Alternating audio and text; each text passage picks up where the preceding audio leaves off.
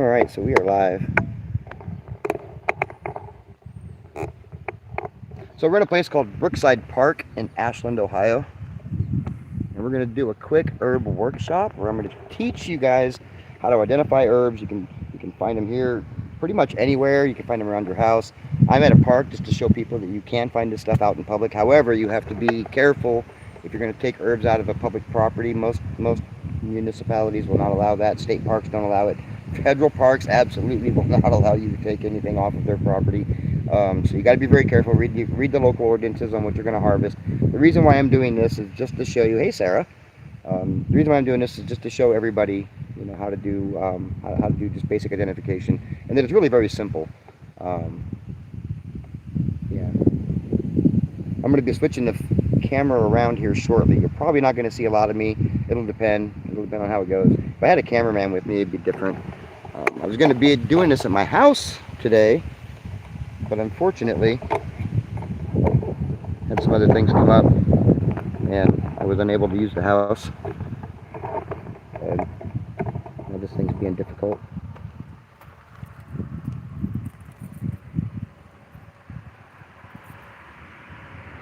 How many do we have? We have 5 people. Hey, there's Durf. Hi, Teresa. I'm actually considering, check this out, I'm considering going fishing afterwards. I mean, who wouldn't want to go fishing, right?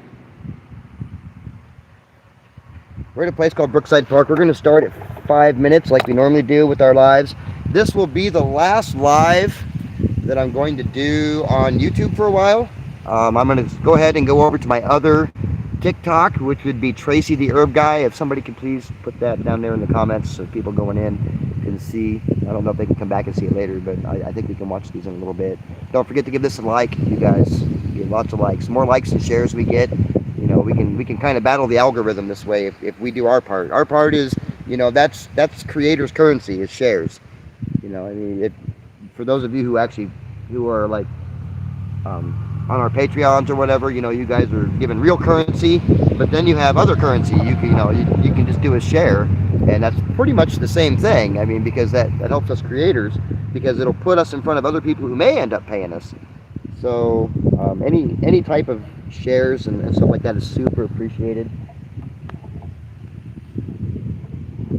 I had to jury rig something up for my tripod because one of the legs are not working right.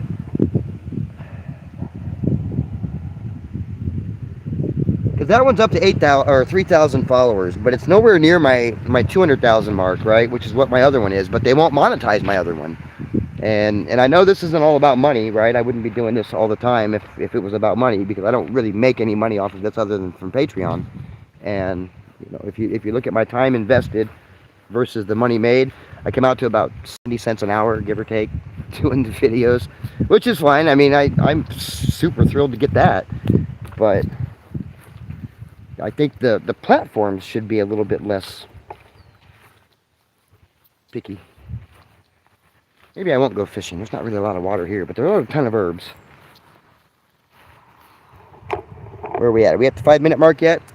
We're at 3:47. For those of you who are just following or just joining in, hey, how are you? Should I harvest Virginia wild lettuce to eat? Google tells me I shouldn't eat much. I'm not sure why. Well, okay, so to be fair, to answer that question, somebody asked, should I harvest Virginia wild lettuce to eat? Google tells me I shouldn't eat much, but I'm not sure why. Well, okay, so I will tell you this, everything in moderation. So when it comes to herbal medicine or using herbs medicinally, stuff like that, you really have to, if you're using them as a medicine, you have to be careful with your dosages, right? And it's really hard to determine a dosage because it's going to vary. The dosage will vary because each person is different, right? Your situation is different. The way you use the herb is different. Now, if you're gonna harvest it to eat, you would just add it to other herb, your other lettuces, put some dandelion, some plantain, or chicory leaf, herbs like that in there with it, and then you have a blend, and you're not overdoing it with just one single herb. I've never been a huge fan of just doing all of one big herb anyway. That's just kind of silly.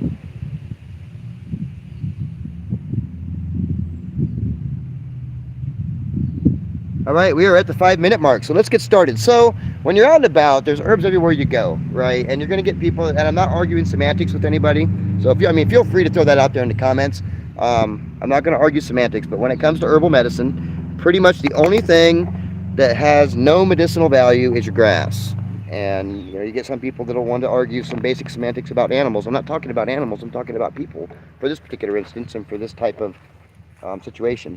So, when you're out and about, there really is herbs everywhere. There's medicine everywhere. Everywhere you go, you have some sort of herb. Even in southwest, like Arizona, New Mexico, where it's very arid and desert, a lot of those plants down there will still have medicinal properties as well. Um, Now, when it comes to taking herbs, I have somebody just left a comment that says I have taken a lot of herbs, and when it comes to taking herbs, you got to use everything in moderation, right? And you got to make sure you need it. If you don't need the herb, there's absolutely zero reason you should be taking it, right? I mean, it's like it'd be similar to just jumping into your medicine cabinet and start randomly taking things, right? If you don't need it, there's no reason to take it. So don't forget to give likes. We have 4 likes so far. We have 6 people. And don't forget to share it if you can. And get on your Facebook or something and share. That'd be awesome. And get more people in here. And just for everybody to know, this is the last Sunday that I'll be doing a live on YouTube for a while. The reason why is YouTube isn't really willing to monetize my page, and I mean, I don't mind giving them thousands of watch hours. That's fine. I mean, this is kind of what I do, and I'm kind of hoping to get more watch hours. But I think they could kind of at least pay a little bit for that. So TikTok is finally giving me approval on my Tracy the Herb Guy account to be monetized. So I'm going to start doing stories over there, and they're going to be that particular channel exclusive, other than my Patreon page, of course. For those of you who are on my Patreon page, you get access to that stuff anyway. And I have been working on the workshop, but I'm going to tweak it a little bit. We're going to do the Medica Materia still, but I'm also going to start doing a practical part of the workshop. So we're going to start to get into the salve making and the tincture making, and I'll actually show you physically how I do it, and then you can follow along from there. And it'll be a lot more detail oriented. But I've got a lot of personal things going on right now, so life's kind of a mess. But we've got some really big things coming that are going to be positive and good. And then you'll see a huge change in my platform. You'll see a lot more different type of content, and you'll see a lot more content that is going to be more instructional than what it currently is. So that being said, let's start talking about some of the different herbs. Just as I've been here, I've been kind of looking around the grass. I don't come to Brookside Park very often. I've been here to fish a few times. Excuse me, allergies. I've been here to fish a few times, but for the most part, I don't really come down here too much. And every time I do, I'm kind of a little bit more surprised. So just looking here, I see probably about 8 or 9 different medicinal herbs. I'm going to grab one up and I'll show you, and then maybe I'll take the camera off. And it's kind of hard. I don't have a camera stick. I have a tripod, and I don't have a camera person, so I kind of got to do this myself, and it makes it a little bit more difficult. We'll start with the one that's the most obvious, and everybody probably has in their yard. This grows all over North America. If you don't have it around you, you can get some seeds, and there's lots of different varieties of it. Here we have 2 different species. You saw I just took 2 steps to get 2 different species of the same plant. This is called plantain. You see this kind of oblong, it's a kind of a shiny leaf. Plantago major is a botanical name, broadleaf plantain. This is narrow leaf plantain. As you can see, they're very similar. See the striations in the leaves. They have the same properties. They are both pain relievers. They're good for bites and stings, cuts, scratches, rashes, all your external stuff. Internally, you can also use it for internal wounds. So you have your ulcers, your other time, trying to get it to where the sun isn't. Ulcers, and it's been used for IBS and Crohn's, and I'm not saying it cures it, but they've been used to help alleviate some of the symptoms that come with those particular conditions. And to harvest plantain, you can use the whole thing, because there is a use for the root as well. This is a good lung herb. It'll help clear out a lot of the stuff from your lungs. This plant is really an overall good tonic. You could safely use this pretty much every day. Personally, I wouldn't use this particular plant every day, because I mean, even though it helps with pain and stuff, if I don't really need a pain reliever, there really isn't any reason to take one. It's not going to get you high. It's not going to have any of those type of benefits. It is specifically for like herbal stuff. If you get cut or stung, you just take a piece, you chew it up, and then you would put it on the wound. know, it doesn't taste too bad, kind of grassy. You know, it's not the best tasting herb in the world, but it's not bad either. It's not going to leave an aftertaste or anything like that. But it'll be really good. You could do that with both of those leaves. You could even take them and bruise them up without actually chewing it. Take it and just bruise it up really good, and you'll see a little bit difference in the leaf there, kind of. I know it's kind of hard with it's a camera, you can't see it personally. But then you would take that and you could apply it to a wound and almost use it as a wrap. Because some plantain leaves will get this big. You know, it'll go all the way around your arm if you're careful with it. You can use some grass to tie it off. Now, when it comes to you've seen the flowers of the plantain. I only see one here with the narrow leaf. I'm trying to find a broadleaf with the same flower so I can show you the difference. The flowers look kind of similar. The broadleaf will have a stem type flower that comes right out of the center of the plant, and it will be a cluster. I'm going to show you here in a minute. The narrow leaf has these. If you've seen this particular flower, you see how it has that long, it's a very tough stem. And then of course that budding flower at the top. This is a plantain, narrow leaf plantain flower. I'm almost certain you've probably seen these in your yard, especially if you live, say, east of the Mississippi. You've most likely seen this, but it's pretty much found worldwide. Okay, so we're going to talk about, let's see, there's some other ones here. I'm stepping all over all the good ones. Another good one that I like is heel all. It'll have a distinctive poofy purple flower. Now you see how the flowers, oh man, it's kind of hard, isn't it? You see how the flowers kind of come off to the end, and this is essentially just a green, it's a green stalk with the purple flowers. This is not like the red clover, which we're going to talk about here too. Here's a red clover flower. You see it's a big kind of a puffball flower, right? There's red clover. Here's your heel all. I know they look kind of similar, and I'm really sorry about the camera quality. Let's see, hold on. Does that help? A little bit. All right, so there's the difference in the quality. This is your red clover. Okay, are you serious? Okay, there's your red clover, and then there's your heel all. There's the distinctive difference between the two, and they do serve two very, very different purposes. All right, so with the heel all, it's very well named. Heel all, it's going to be in the next top 3 herbs from each state, actually. Heals all. I mean, this is really good for just about any type of external injury. So if you have a burn or a cut or a scrape or a sting, you know, the same stuff that you have with plantain. But this actually helps to heal it faster too. Now the plantain does help with healing, but it doesn't have a lot of the active constituents that this one does as far as healing goes. Now the leaves on a heel all will be kind of arrow shaped, versus a red clover is going to be a clover. It's a clover. So you'll have the 3 rounded leaves. 3 rounded leaves like this, and they'll typically have a white ring in the middle. Kind of hard to see. Be like a white ring in the middle around there. You can kind of see it on that bottom one. So the flowers are different. This thing, you'd use the whole thing. You could use the roots and all, but I prefer to just use everything above the ground. And you know, it's kind of hard. You can, if you just want to strip off the leaves, you can strip off the leaves and just use the leaves and the flower. I prefer to like cut the whole thing up and chop it up into fine, and then use that together. All right, hold on, I gotta hit do not disturb. My bad. All right, so everything including the flower, and or if you want, you can just use the flower, or if you want, you can just use the leaves. The herbs are really very versatile. There is no real one way to do any of this stuff. And if you have people that are going to tell you it's my way, buddy, it's not accurate, right? You know, they're very versatile. If you consider that each herb is good for like 7 or 8 different things, you know, it's kind of hard to imagine that there's not 7 or 8 different ways to use it. So, and there are different ways to use it, and a lot of it's going to depend on the condition you're having or what you're trying to accomplish with using them. So the heel all is the same way. If you want to dry the heel all, I hang it upside down, or you can use a dehydrator. A good way to use a dehydrator is I prefer to get the ones you can go to, like Rural King, TSC, any of the seed feed stores, you know, and they'll have their own versions of dehydrators. Typically speaking, they have off brands. You get the kind that have a variable heat. I prefer the kind that goes up to about 135. Those ones you can even do jerky with, but you can dry your herbs without burning out the constituents. If you just get a regular dehydrator that does nothing but heat, and uses the element for heat, they will ruin some of the constituents. Now, granted, those things don't get more than about 135 degrees, so you're not going to lose too many of them. You're probably not going to lose too many of the volatile oils. You're probably not going to lose any of the essential oils because they don't start to evaporate off until like 177 degrees, give or take.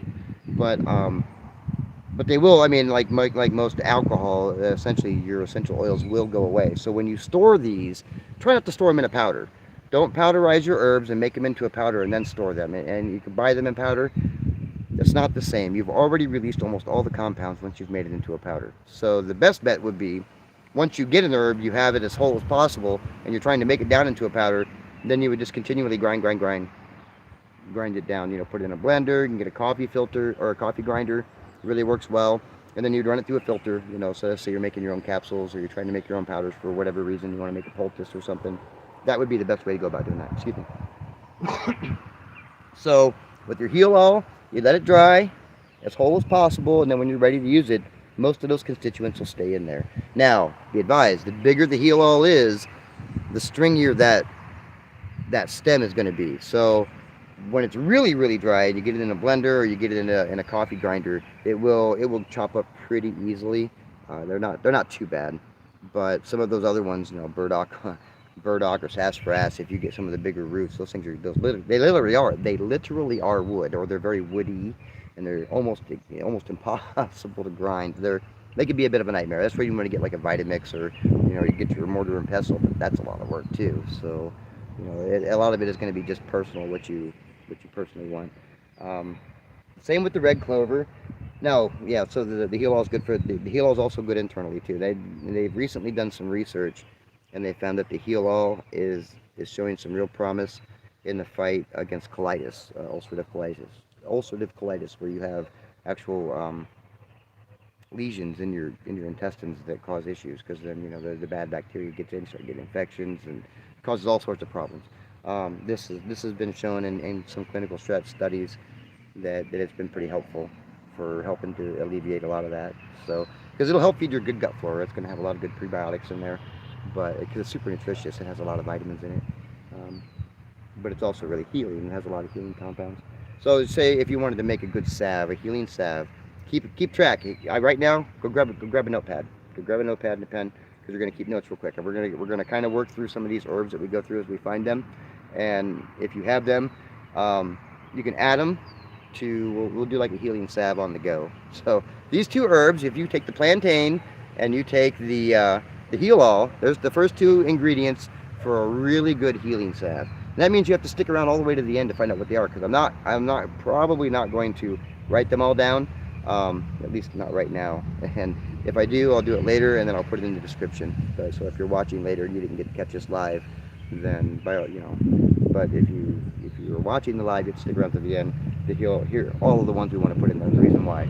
Okay, so we want to put the plantain in there because the plantain is a good pain reliever, and it's a fairly decent healing herb, though it doesn't have as many constituents as the heal all. Then you throw the heal all in there because it doesn't necessarily do a whole lot for the pain relief, but by golly, it's really good for helping with. It's really good for helping with healing. So somebody asked a question: can heal all be eaten fresh, and what's it taste like? Heal all can be eaten fresh, and it's the flowers are a little sweet, right? They're not too bad, and the leaves are leafy. You know, I mean, it tastes pretty much like any other herb. That doesn't have a bad aftertaste. They're not super bitter, so they're not too bad. So let's see, what are we going on to the next one? We're gonna go back to that red clover. So we have the red clover. This one is a bit different, and it is not the same thing as crimson clover. Crimson clover as an actual red clover. Red clover is more of a purple or a pink, or sometimes it'll be white and pink, you know, very light. This is very much a female herb. This is loaded with what's called phytoestrogen. Now, if you're unfamiliar with what phytoestrogen is estrogen, but it's made by plants instead of people or, you know, other animals. Other animals make it too. There have been some people that have said, "Oh, don't worry about phytoestrogen, because phytoestrogen does not absorb into your body like estrogen."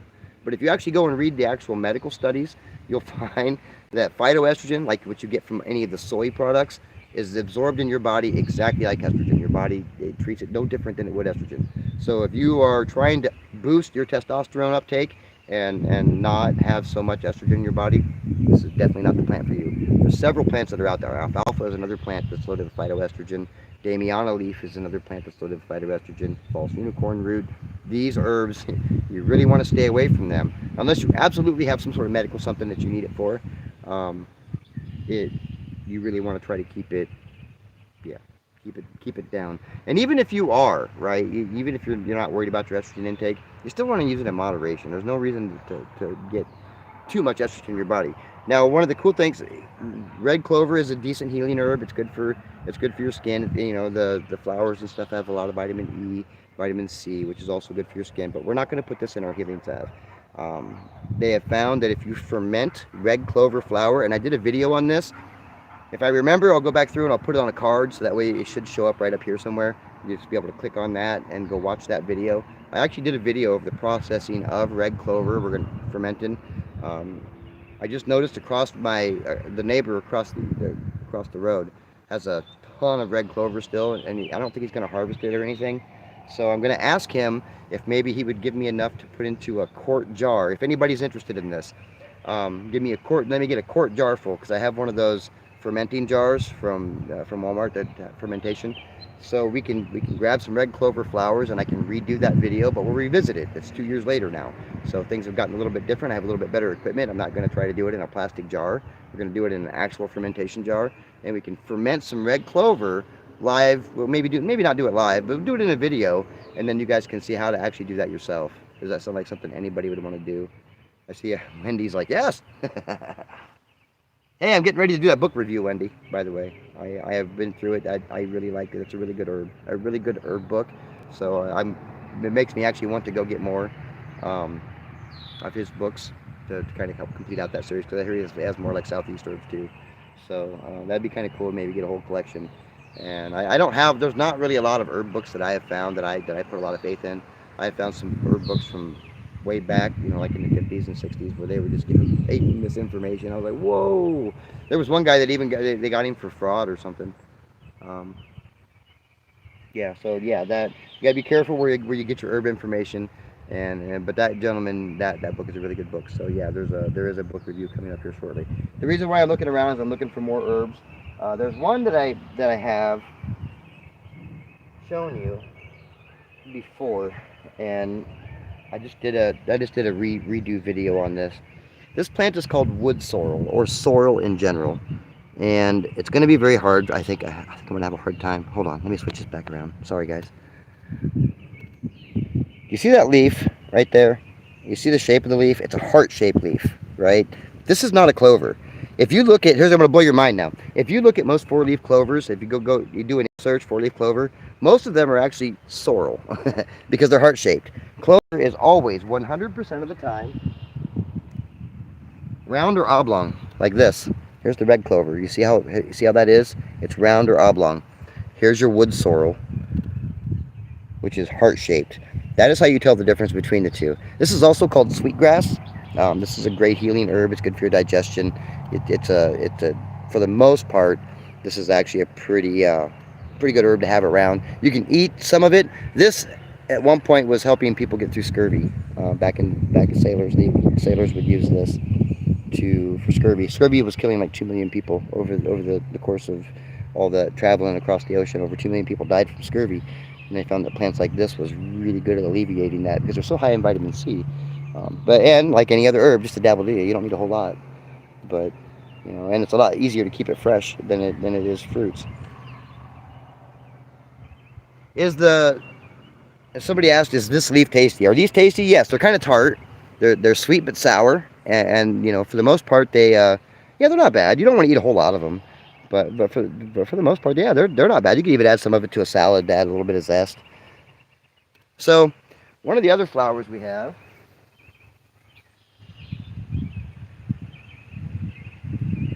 happened to find this one, white clover. Very similar to the red clover, only it's white. It has all the same benefits, right? It doesn't have quite as much phytoestrogen, but I would be willing to bet that if you fermented these white clover leaves, they would probably do the same thing that the red clover leaves does. Now, if you ferment red clover, what they have found in scientific studies, and there's a pharmaceutical company that currently ferments red clover in their own formulation, and they're using it, it stops osteoporosis. And if you don't know what osteoporosis is, typically speaking, menopausal women will get osteoporosis, and that's a weakening of the bones. They actually lose your bone mass. So in some cases, they can lose up to 15% of their bone mass a year. So what they found with fermented red clover, just by simply taking the fermented red clover, it stopped the osteoporosis. And when I mean stopped, it didn't like slow it down. It didn't, necessarily just prevent it. It stopped it. So the women that were in the study, they found they lost no bone mass throughout the course of the year versus losing the 5 to 15% you would get with osteoporosis. Good for babies or manly men, right? This thing is very, very gentle, but where is that? You're right, Sarah. Okay, so I'm looking around. What other herbs do we have? How much time do we have? We were only 25 minutes into it. That's awesome. Looks like there's some creeping Charlie there. Let's see. Yeah. All right. This usually has a purple flower on it. This is a member of the mint family. Oh my gosh, this camera's so dumb. There, member of the mint family. You'll usually see these things in really long vines. You use everything from the ground up. You can use the roots, I suppose, if you really need to, but there really isn't any reason. Leave the roots so you can have more next year. Creeping Charlie. See how that kind of that serrated disc, rounded disc thing. This is a member of the mint family. This is a good healing herb. It's good for digestion. It's good for internal issues. It helps with like ulcers and stuff like that. There is a tad bit of menthol in it, so if you grab some of this and try it, excuse me, I'm sorry about the cough. I haven't taken any allergy drops today. So if you take some of this, it'll help with your digestion, but you can also put it on a wound. It's good for like cuts and scrapes. Not so good for bites, but it's not a bad herb. The menthol in it will help kind of open up the pores a bit. To dry this one too, you would do the same thing. Just hang it by the roots. Put it in a dehydrator. If you put it in a dehydrator, obviously you're not going to hang it by the roots. You're just going to put it in a dehydrator and let it dehydrate. One of the other plants that a lot of people have asked about, though the flowers are kind of closing right now because the sun went away. It's called Black Medic. And you can tell that. Here's Black Medic. It has these little puffy, these little puffy yellow flowers. Can you kind of see those flowers there? And they grow in clumps with these. You see the leaves? Kind of almost like a clover. This is a really good healing herb. You can use it a lot of the same way. If you're here, this is pretty much pretty sure this is a northeastern United States type of plant. But it's found everywhere around here, and it'll grow. It'll take over if you let it. And most of the time, those flowers are kind of big and puffy, like you would see. It's almost like a yellow clover. But it's a good herb. It doesn't taste. I don't really care for the taste of it. So it tastes kind of what I would say weedy. Would be a good way to describe that. It's certainly not one of my favorites, but it is good. It's good in a pinch. It'll get you through. Of course, can't talk about healing herbs. This one will definitely be in the healing salve. Can't talk about healing herbs unless you're talking about yarrow flower. There's yarrow flower. You can kind of see the flower. Typically speaking, these are very much bigger.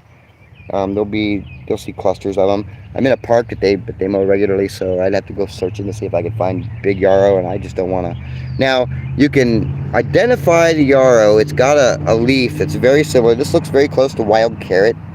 There's some people that will tell you that it looks a lot like hemlock too, but it really doesn't look much like hemlock at all. And I'll go through some of the differences on that. There's your yarrow. You can see those leaves are very, very sharp-edged and serrated. You can use the leaves too.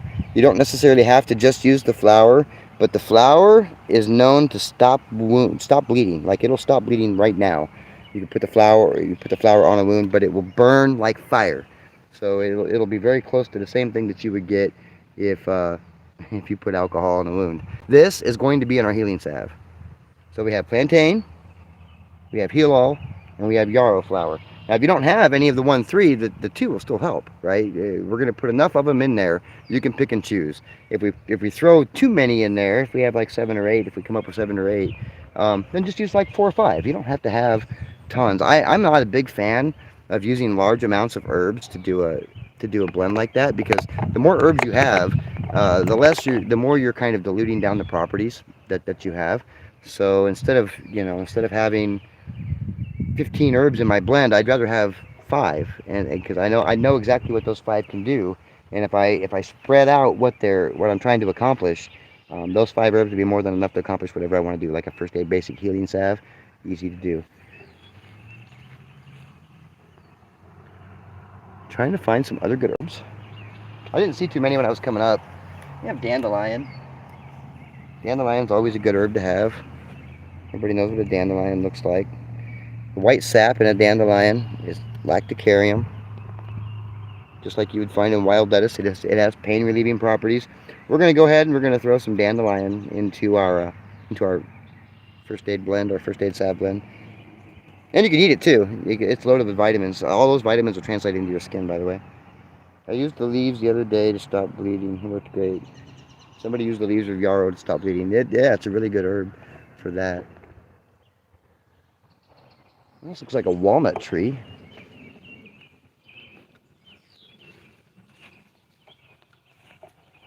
Looking around for more herbs. There's a nice little cluster of heal-all. Here, let's take this off the tripod. This is how you'll find your heal-all. It'll be in clusters like that. And you can see it's mixed in with clover too. There's clover in there too, but that's what the heal-all leaves will look like. And they'll get pretty tall. I mean, they'll come up and they'll get up to like a foot off the ground. And it grows right there with the clover. They all grow together. Kind of nice. And you have it all together because we have red clover and some white clover and the heal-all all growing in one little cluster. So if you really needed like a really quick first aid, you could grind all of those up and put them on a wound, and it would work great. Here's what your plantain is going to look like while it's on the ground. Trying to find a good one. Look like that. Some of those leaves will get really big, especially if you leave them alone. If you let them grow, some of those will get up to 8 inches across and almost a foot long. So those are, and you do the same thing to harvest those. You just grab the leaf. I like to take the leaves individually, but you can also dig up the plant and wash off the roots and hang it up from the roots down. And then once it's dry, just cut off the roots and grind up the rest. The problem with that is if you don't let it go to seed, that plant's not coming back next year because you dug up the roots too. So, I mean, you can harvest the plantain like you would lettuce, just keep picking it as it goes because it'll keep replenishing as you go, and you can just keep going. You're not going to get a whole lot depending on your property and how much nutrients you have around your property. Here's your red clover. They'll grow in clusters like this. Some more over there.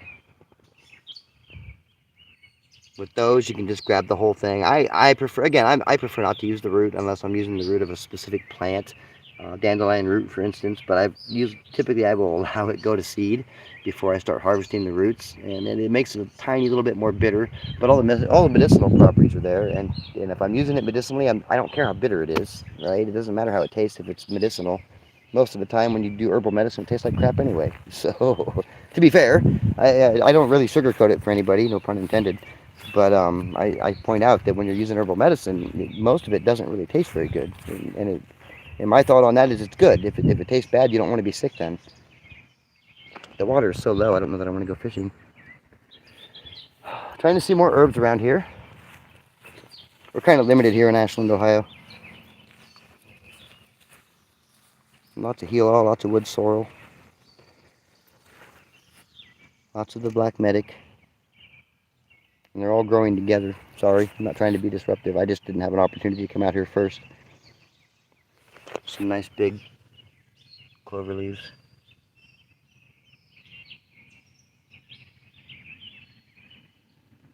Somebody says, Cindy Thomas says that she used to see a lot of plantain and now she doesn't see too much of it anymore.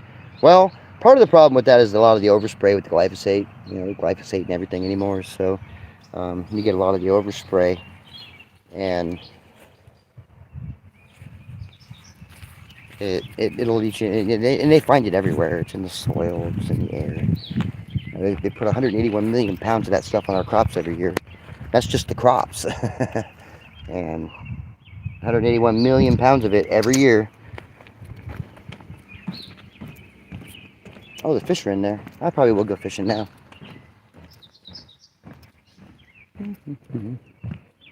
This is a cool park. Here's wild roses. If you can get the wild rose leaves, those leaves right there are almost as medicinal as the flowers, and they have just almost as many nutrients too. So wild rose is really good for your skin. It'll help it's nutritious for your skin, so it'll add a lot of nutrients, so that'll help with the healing process. A lot of anti-aging products will contain roses. Wild roses have all the same properties as the roses you would find in a nursery. And it just this is what the roses came from initially, and those plants will get big. Some of those rose plants will get up to 12, 15 feet tall. They're huge. That plant you see right there, all of that's all wild rose. So you can harvest the leaves. Be careful of obviously you want to be careful of the spines, but the leaves have all the same properties. Okay, so you have to go back and watch the beginning. I covered that in the beginning, Wendy. I specifically stated you need to check where you're at to see. This particular video is just to show people that you can find this stuff in the wild. And it doesn't, I mean, yeah, I already stated federal land you can't do it. State land most of the time you can't do it unless you have specific permits. Yeah, that's already been covered. Yeah, I would never pick from a public park unless I had permission. And you never know if they're spraying that crap all over your stuff either.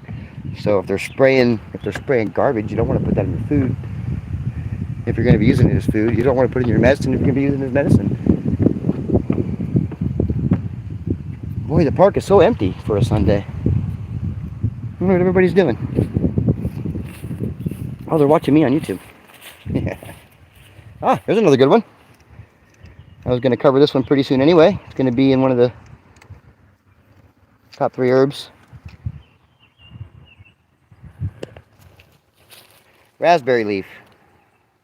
You can usually tell the raspberry from the blackberry because the raspberry will have that, it looks like a white film that's on the stem. That's all new growth.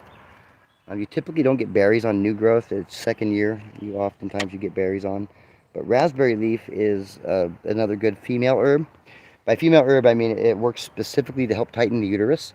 And you see a lot of farmers will use it for their livestock. You'll see a lot of midwives will use it with their patients because it strengthens the uterus. And it makes the uterus more able to handle a pregnancy. And that's always a good thing. Oh, no worries. So the leaves you can harvest as well. Be careful, because the leaves will have, you'll see some spines there, and they are not very forgiving. But the spines on the leaves aren't that bad. And the raspberry leaves will have that white on the bottom of the leaf. Blackberry leaves are also good for that. They have the same types of medicinal properties. They're good for the uterus, and they'll strengthen the uterine walls and the uterine lining and help enable for a better pregnancy. That's not one we're going to put into our healing salve, but this next one here is wild violet. It's a big old heart-shaped flower or leaf with a big, you'll have a purple flower on it. Wild violet is one of the best healing herbs as well. It's good for your skin. It's good for external wounds. It's good for internal wounds. There's lots of different things that they found that it's beneficial for. It's a diuretic, so if you drink it, it'll help flush out your body. But it doesn't remove the nutrients and the minerals. So, but obviously, like anything else, you don't want to take it. You don't want to take it too much. Same thing to dry it. You pick it up from you take it from the root if you want. I would just trim the flowers back there, or trim the leaves, and I would wait until after the flower bloom. That's just my own personal preference. Other herbalists will have a different take on that.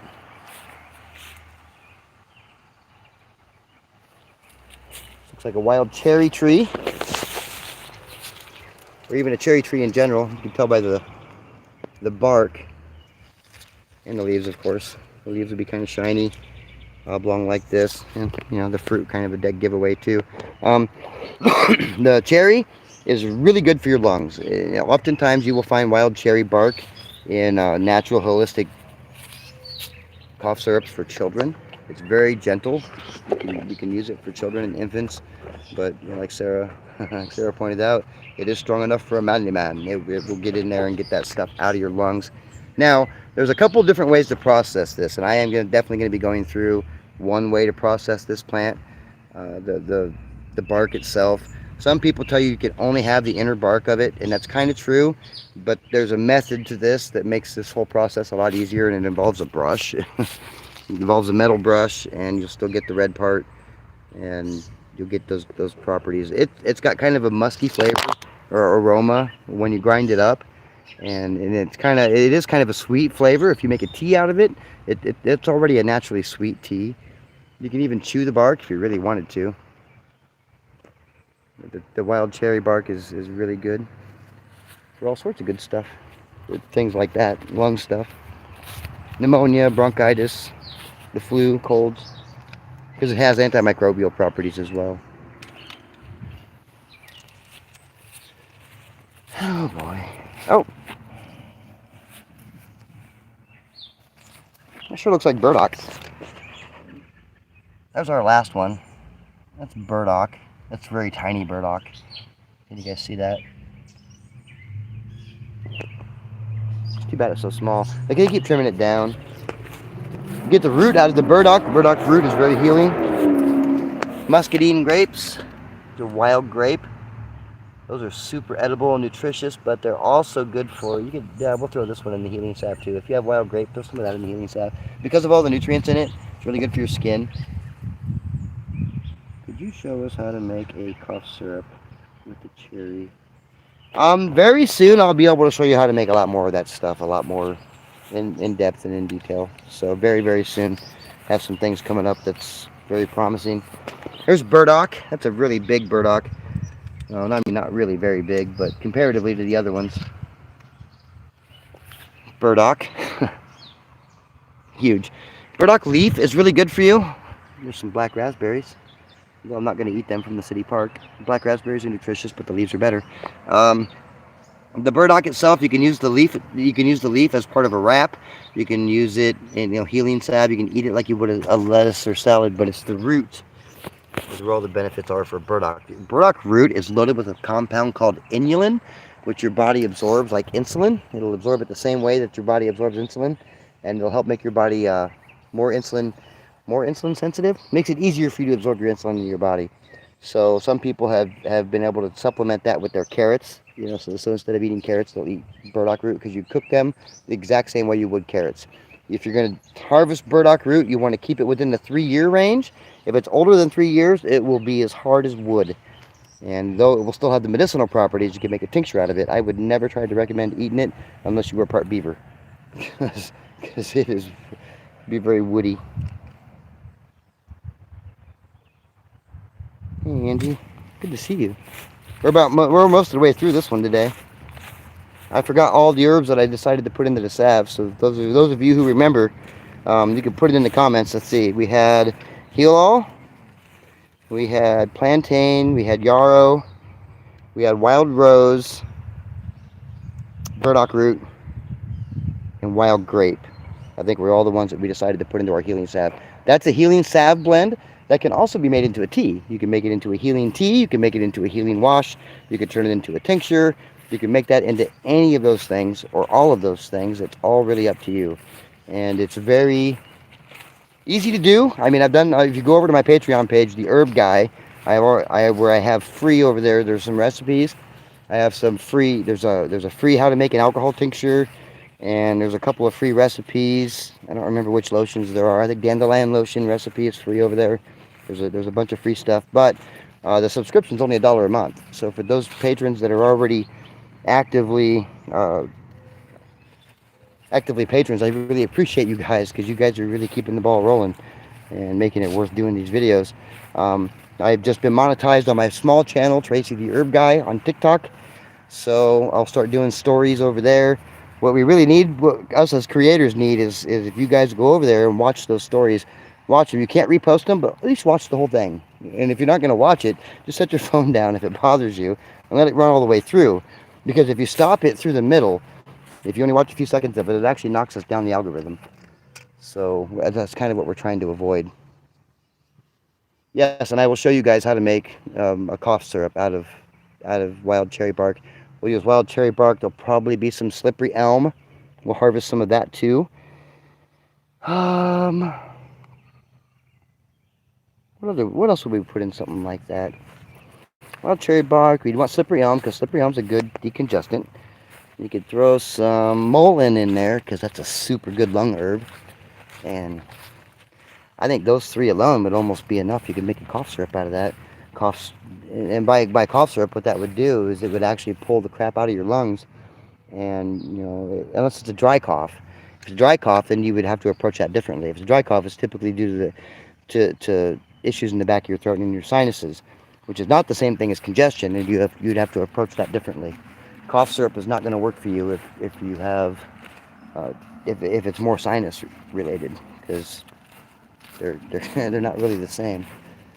You have your pulmonary, and then you have what's in your sinuses, and they're two different parts of the body, and they will release their stuff a bit differently. Trying to see if I can find any other herb real quick. We only have a few more minutes. Let's see. We can go through some questions. You're so fortunate to have all that growing in your area.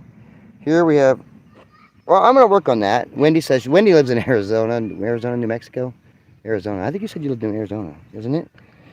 You live in the desert either way. You live out where it's very arid and there's not a lot of properties. But I think you're going to be surprised. I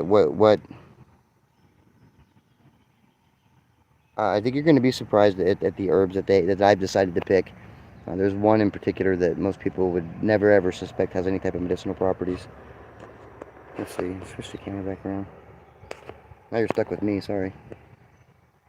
Teresa asked, what about marshmallow in the syrup? We do have common marshmallow around here, though I don't see any in the park. Common marshmallow will have a round leaf with a white flower, kind of a dish shape, about yay big around. Sometimes some of them will get pretty big, depends on the plant. But we have some out at the property where you're at. My wife had some things she decided to do tonight, so I had to come out to the park instead so I could do this. This would have been a lot easier at my house. We would have been able to talk about a lot more herbs. But around here, since they keep it so pruned at the city park, they don't have quite as many weeds as you would anywhere else. So, Southern Arizona. So Wendy sent me a book, and she lives down in Southern Arizona, where they don't have really a lot of plants. But there are some really good medicinal plants over there, and there are some agricultural plants that you can grow yourself. Even though you are in Southern Arizona, there are some plants that you can actually grow there for yourself.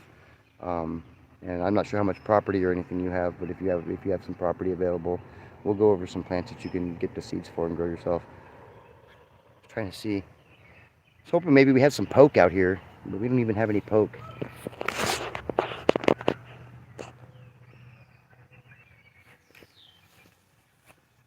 I think that might be a poke. Is that a poke? Sure is. All right, we have a poke plant. A lot of people will tell you that poke is poisonous. It's right there. Right there. I switch this around again. Oh my god, this is so irritating. There, the poke plant. It'll have kind of a big hollow stem, and it'll have right there. You see right there in the center. That's where their berries are going to be, and they're going to be purple berries. And there's going to be people that are going to tell you that this plant is highly poisonous, and I will disagree. I got so mad actually when I found out the truth about poke, because we were told as herbalists, even growing up. We were told, don't do poke, man. Poke's bad for you. Poke's dangerous. Poke, blah, blah, blah.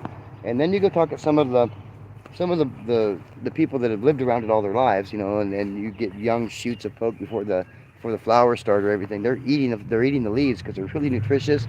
They're medicinal. I'm not telling anybody to do that. I'm just pointing out that other people do that. The other thing about poke is I started looking at the medicinal properties of it. I had always heard that it was really bad for you. The poke root is super good for your heart. The leaves also have a lot of medicinal properties. They've tested it against cancers. This is really one of those incredibly medicinal plants that's been really overlooked. And as an herbalist, I felt like, man, when I started finding out, I was so mad. Oh, I kind of threw a bit of a fit, because it's like, man, even us herbalists get lied to. We get lied to as well. So if we don't go and dig up the science, which is why I use science as my medium, where science meets nature, I use science as my medium because arm's getting tired. Because if I don't have science to back it up, most people aren't going to really take it very seriously either. So, all right. So let's see if I missed any questions. What about marshmallow, Southern Arizona? I'm growing plantain, and I'm on 10 acres. Plantain it's really one of your better herbs.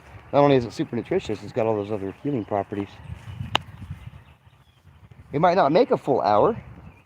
I mean, if I had my fishing stuff, we could just spend the rest of the live me fishing and we can just chat. But I don't think anybody really wants to sit and watch me fish and chat. So, I mean, because we wouldn't want to watch it later, and I don't want to edit the video later. It takes too much effort. Next week on TikTok, I know we were going to do sumac, but I wasn't going to have any quiet at the house. So I don't want to get into a video like this and not be able to have quiet to be able to dedicate all my attention to it. So I decided to come down here instead. I will be in July going up to the Cleveland Botanical Garden, I believe, and I'll be doing like a little walkabout. So if anybody is in the Cleveland area, if you're watching this would be July, I don't know, after 4th of July.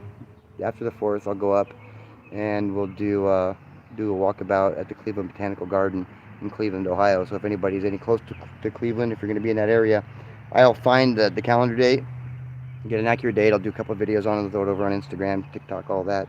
And maybe we'll do a live. Maybe if we do a walkabout, then I can get a few people to show up.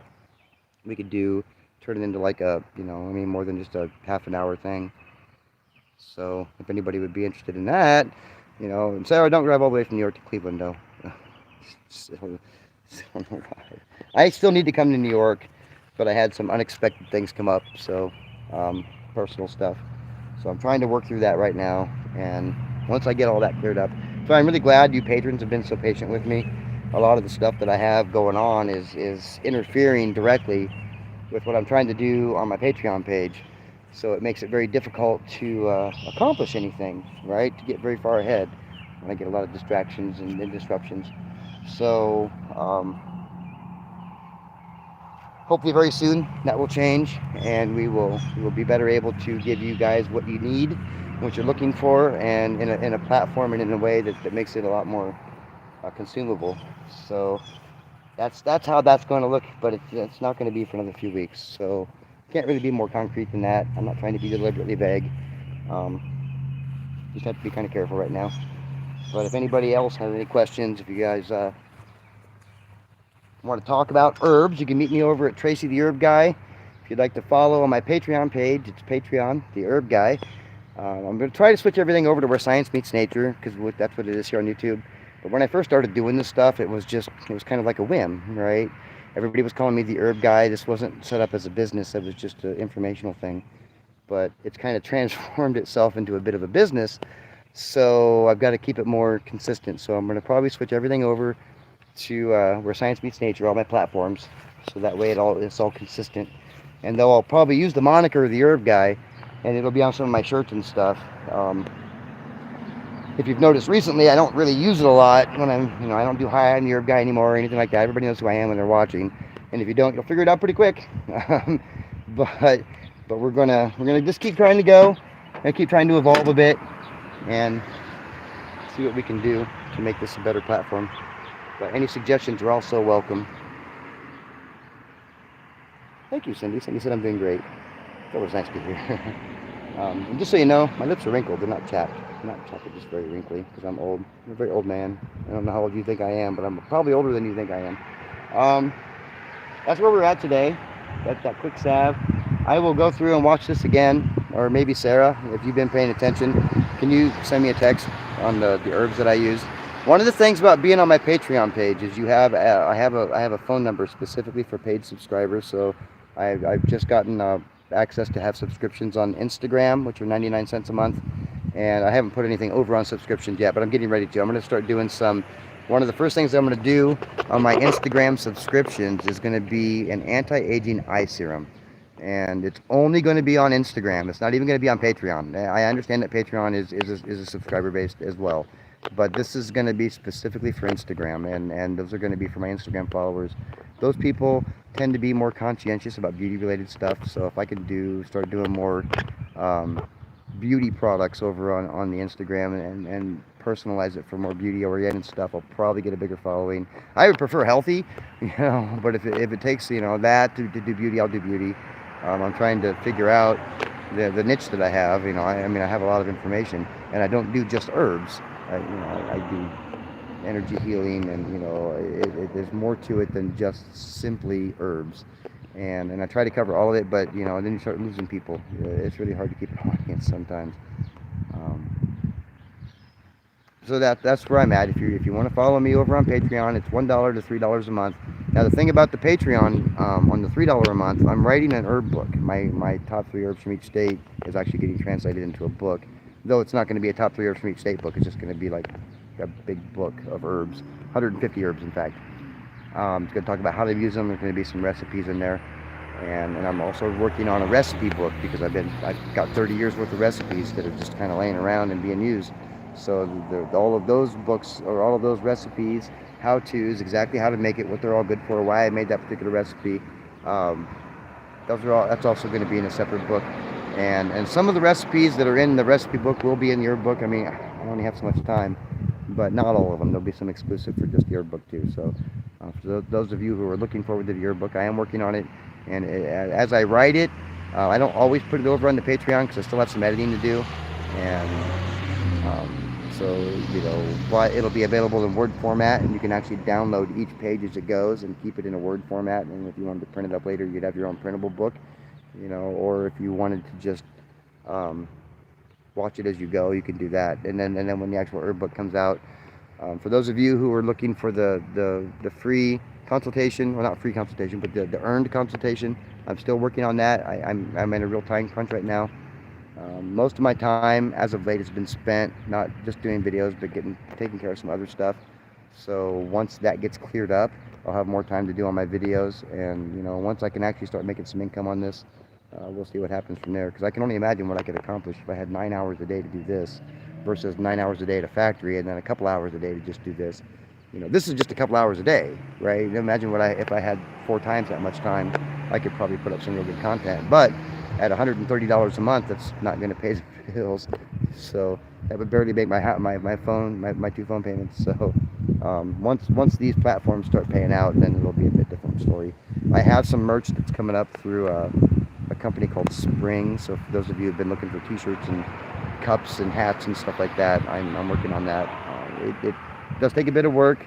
I want to make sure to get the right thing. I want to make sure to put the right stuff out there. I don't throw a bunch of stuff out and hope somebody buys it.